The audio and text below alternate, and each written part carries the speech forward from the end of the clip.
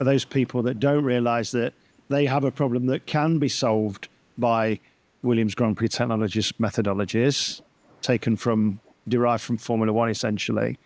What typical problem would you see in industry that people probably don't realise within that industry that can be solved with something that you do? Is this something that's obviously apparent to you but might not be obvious to them in that industry, if that makes sense?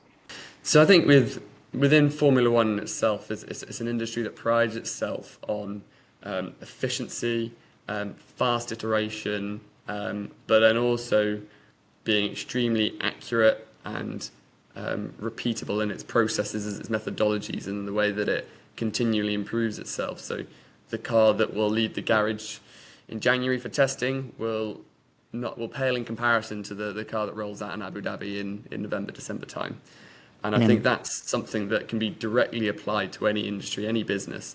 Every business wants to be more efficient, wants to prototype faster, to get things to market quicker. And I think that's where we can offer a real key advantage, is that we understand how to condense these design iteration loops down, how to make sure we do things as efficiently and quickly as possible. We cut out the bits that aren't needed, but still at the same time, we still adhere to those regulations, make sure safety standards are still met to and adhered to, and most importantly as well, performance is not compromised.